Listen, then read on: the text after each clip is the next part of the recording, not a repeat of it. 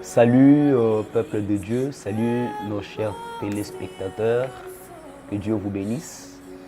Je sais que ça fait un peu de jours que nous ne sommes pas rencontrés et le Seigneur permet qu'aujourd'hui nous puissions nous rencontrer dans notre émission l'exhortation circonstancielle.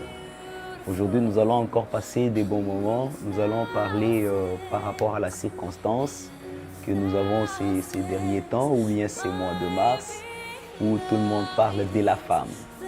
C'est pourquoi aujourd'hui nous allons parler d'un sujet très important qui va édifier beaucoup nos mamans, les femmes en général, ainsi que tous les hommes, parce que les femmes vivent parmi les hommes. Que Dieu vous bénisse. Prions le Seigneur. Dieu Tout-Puissant, Dieu plein de grâce, nous te disons merci pour ce moment que tu nous accordes afin de pouvoir partager ta parole, de pouvoir nous exhorter ensemble avec ton peuple. Nous recommandons ce moment entre tes saintes mains, Seigneur. Laisse que tu puisses nous parler, nous utiliser afin que nous soyons utiles pour ce peuple qui nous écoute. Au nom de Jésus, bénis toute maison qui nous reçoit, bénis toute oreille qui nous entend. Dans le nom puissant de Jésus, nous avons ainsi prié, nous disons Amen. Que Dieu vous bénisse. Nous allons lire deux écritures qui vont nous aider, voire même trois écritures qui vont nous aider ce soir ou bien ce jour. Nous lisons premièrement le livre de Genèse, chapitre 2, verset 18. Et nous allons sauter, lire les autres versets. Genèse 2, 18, nous lisons au nom de Jésus. L'Éternel Dieu dit, il n'est pas bon que l'homme soit seul. Je lui ferai une aide semblable à lui.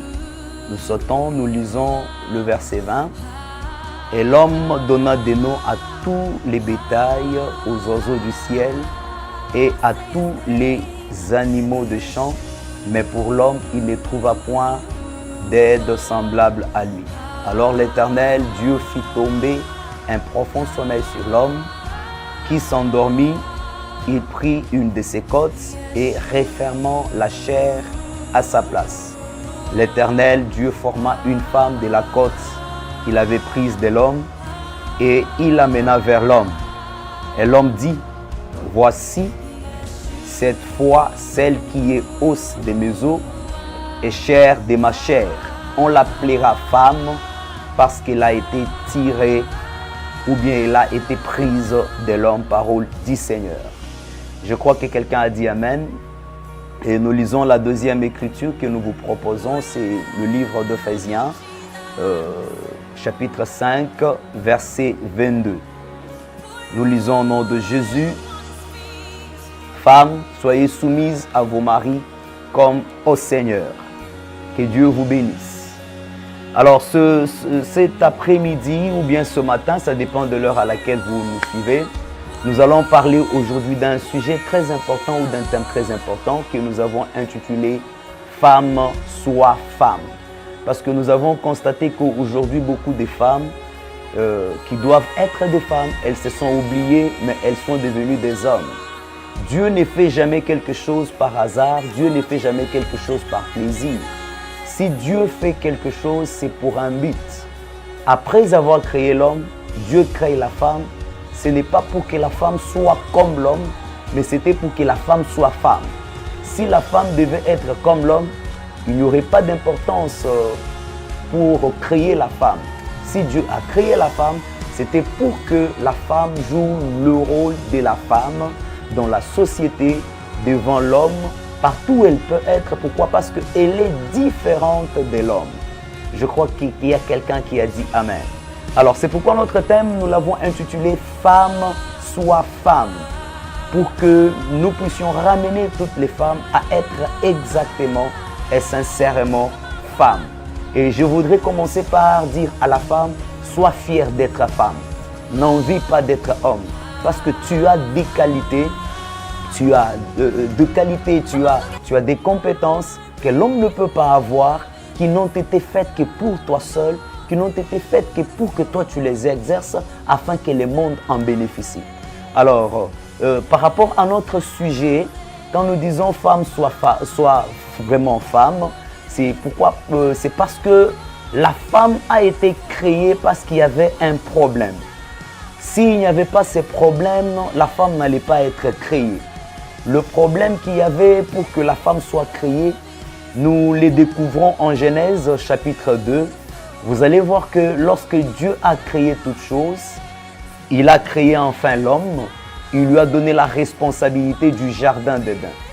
Et il fallait que Dieu amène tous les autres animaux, toutes les autres créatures devant l'homme, afin que l'homme puisse leur donner des noms. La Bible dit, Dieu a constaté qu'il n'était pas bon que l'homme soit seul. Il n'était pas bon que l'homme soit seul. C'est-à-dire, malgré que Dieu avait déjà créé, il avait déjà fini la création, mais il a constaté qu'il y avait une certaine imperfection dans ce qu'il avait fait. Quelle était l'imperfection qui était dans ce qu'il avait fait? Il a trouvé que j'ai créé l'homme, mais il n'est pas bon que cet homme que je créé soit seul. Pour qu'il soit bon, il faut que l'homme soit accompagné de quelqu'un. Ainsi, il s'est dit, il faut que je lui crée une aide semblable à lui. Cela veut dire qu'il y avait un problème et ce qui devait résoudre à ces problèmes qu'il y avait, c'était la création de la femme. Donc la femme a été créée, c'était pour résoudre un problème. Cela veut dire, partout où il n'y a pas la femme, ces problèmes demeurent. Là où il n'y a pas la présence d'une femme, ces problèmes vont continuer à demeurer. Lequel est le problème? Les problèmes que Dieu était en train d'éviter.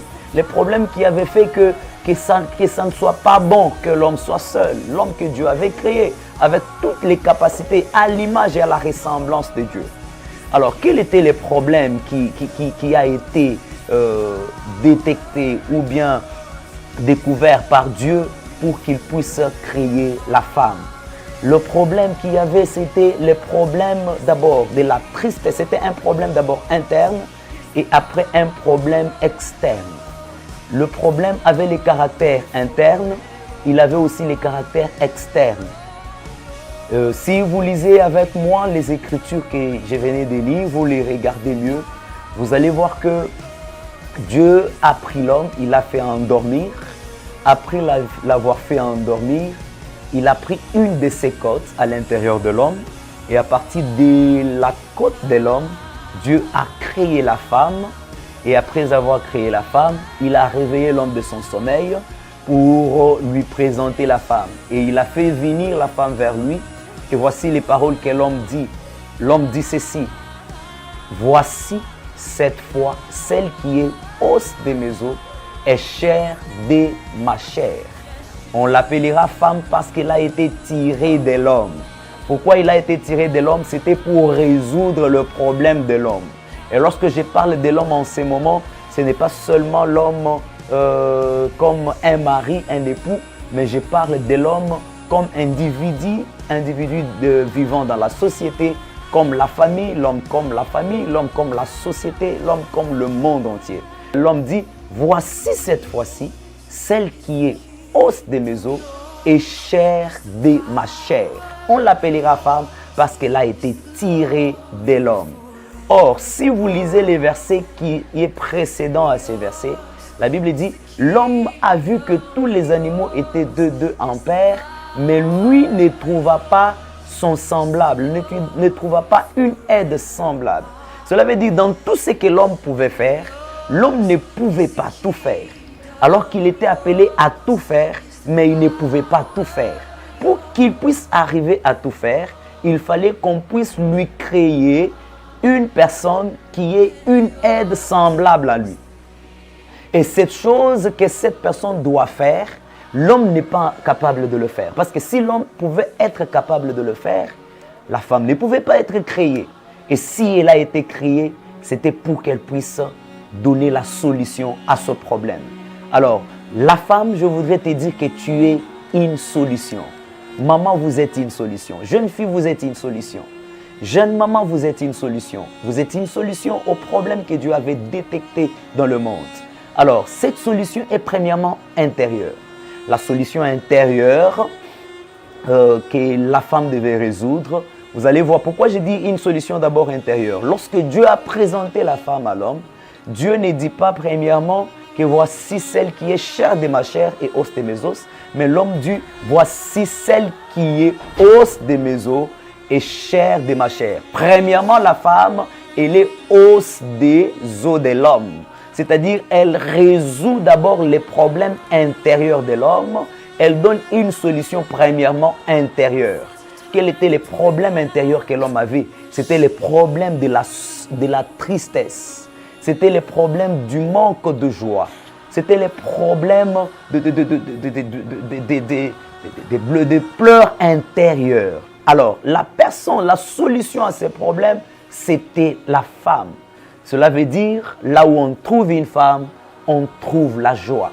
Là où on trouve une femme, on trouve le bonheur. C'est pourquoi la Bible dit, qui trouve une femme, trouve le bonheur. On n'a pas dit qu'il trouve un homme. Qui trouve une femme, trouve le bonheur. C'est-à-dire, la femme a été créée avec l'objectif de donner le bonheur, de donner la joie, de donner la jouissance, l'élégance.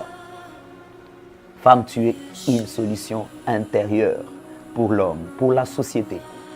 Partout dans la société où il n'y a pas de femme, il n'y a pas de joie. La société dans laquelle il n'y a pas de femme, il y a la tristesse. Il n'y a pas de bonheur. C'est là où il y a la femme qui a la joie, qui a le bonheur, il y a la tristesse.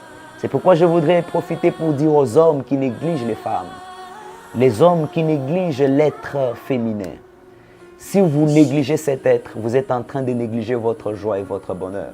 Et j'ai dit aussi à une femme qui ne sait pas communiquer la joie, qui ne sait pas communiquer le bonheur, que tu as échappé à ton rôle. Toi, tu n'es pas un homme, mais tu es une femme. Si aujourd'hui il y a un homme qui t'a épousé, tu es dans un mariage, fais tout que cet homme soit dans la joie. Fais tout que cet homme ait le bonheur. C'est ce qui fera de toi une réelle femme. Parce qu'une femme qui ne donne pas la joie, une femme qui ne donne pas le bonheur, une femme qui ne donne pas le courage de vivre, une femme qui ne donne pas la vie, n'est pas femme. Elle est un homme. C'est pourquoi nous disons femme soit femme. C'est-à-dire femme donne la joie. Femme donne le bonheur. Femme donne le courage.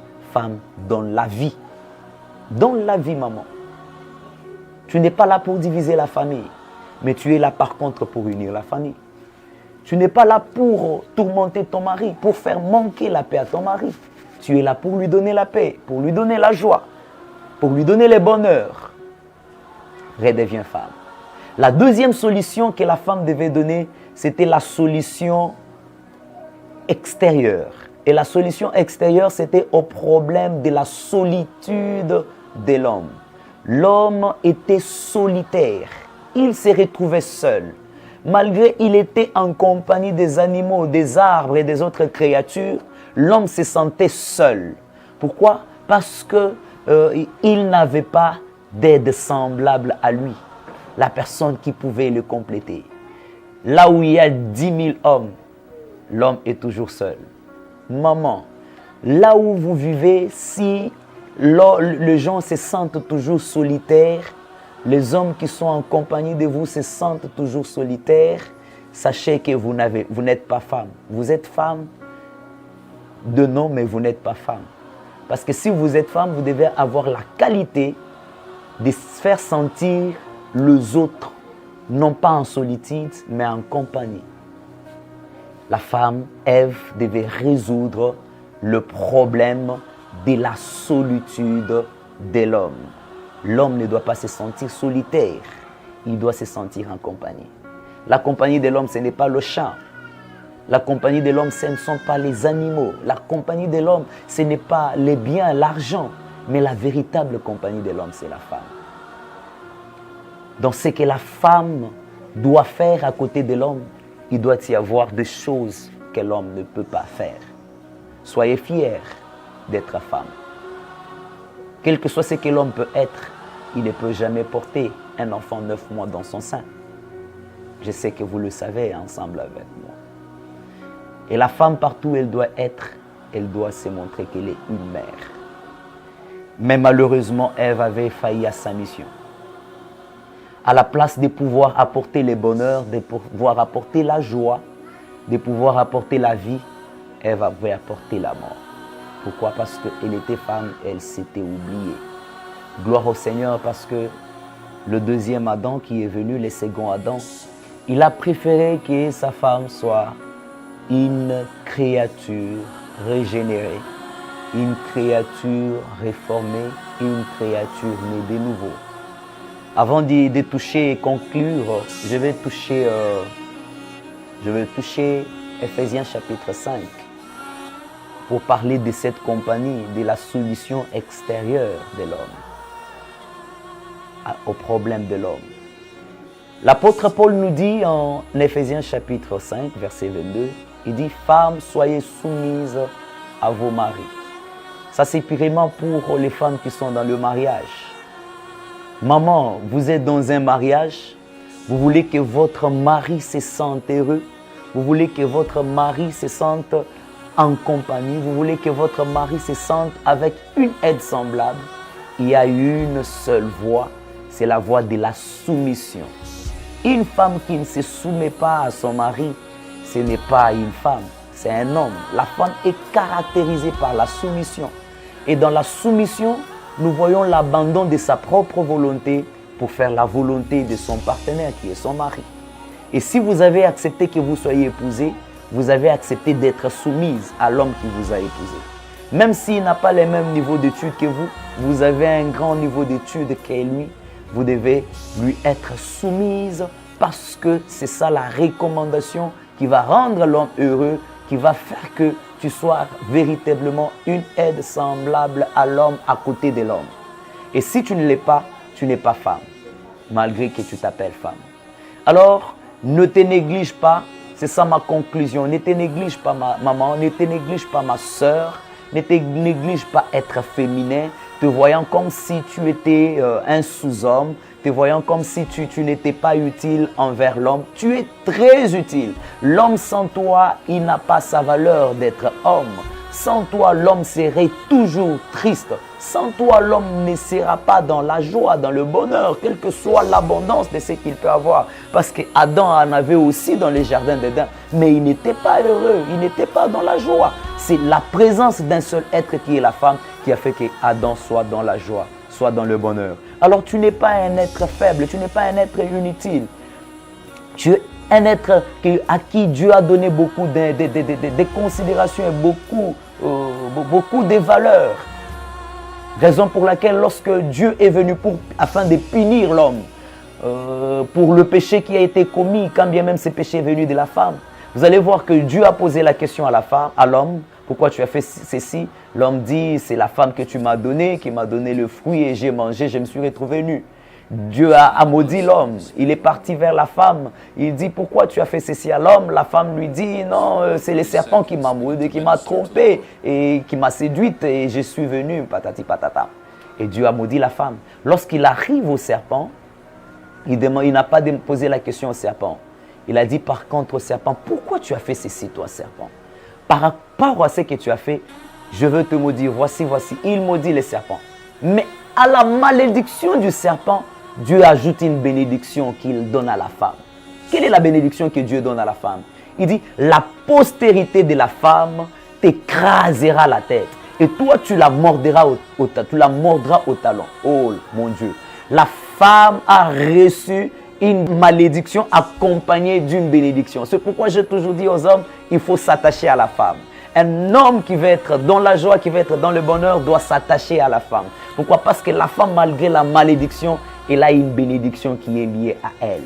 Il y a une bénédiction qu'on lui a donnée. Il dit, la postérité de la femme, non pas la postérité de l'homme, la postérité de la femme t'écrasera la tête et toi, tu le mordras au talon.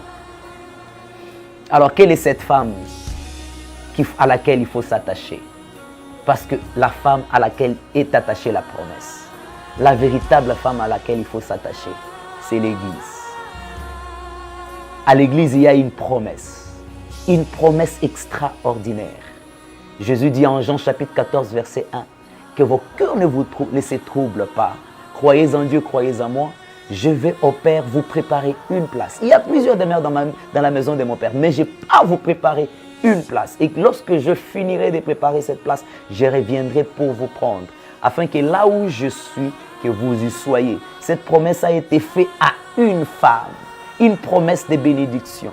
à la femme qui s'appelle Église, afin qu'elle ne puisse pas participer à la grande tribulation. Si vous vous attachez à la femme, vous vivrez ensemble avec elle l'accomplissement de cette promesse. C'est pourquoi je termine pour dire au monde entier que le monde entier ne cherche pas à exclure l'Église du monde, que le monde ne cherche pas à enlever l'Église du monde, que le Congo, le pays du Congo ne cherche pas à enlever l'Église du monde, parce que l'Église est une femme. La présence de cette Église, la présence de cette femme de Jésus-Christ sur la terre, c'est la paix, c'est la joie, c'est le bonheur, c'est la vie et surtout c'est la grâce. Dès que cette femme quitte le monde, c'est fini pour le monde. Il n'y aura plus de joie, il n'y aura plus de bonheur, il n'y aura plus de vie, il n'y aura plus de grâce. Que Dieu vous bénisse. Merci. À la prochaine. Abonnez-vous à notre chaîne YouTube afin de pouvoir suivre tous nos programmes. Nous avons des programmes comme 30 secondes d'édification. Nous avons l'émission comme l'émission Les ciels dans l'homme. Nous avons aussi beaucoup de programmes que nous ferons avec vous. Mais l'assurance, abonnez-vous à notre chaîne et puis pour nous booster aussi. Que Dieu vous bénisse. Commentez, partagez. Le ciel dans l'homme TV. Merci. Prions. Seigneur, merci. J'ai prié pour toutes les femmes. J'ai prié pour ton Église. Laisse que la femme soit véritablement femme dans ce monde et que partout où il y a une femme, que le bonheur que tu as posé dans la femme se répande, la joie que tu as posée dans la femme se répande et que partout où il y a l'Église et que tout celui qui s'attache à l'Église vive la bénédiction de l'Église et vive la vie de l'Église et surtout la grâce. Au nom de Jésus, nous avons ainsi prié avec foi et action de grâce. Nous disons Amen.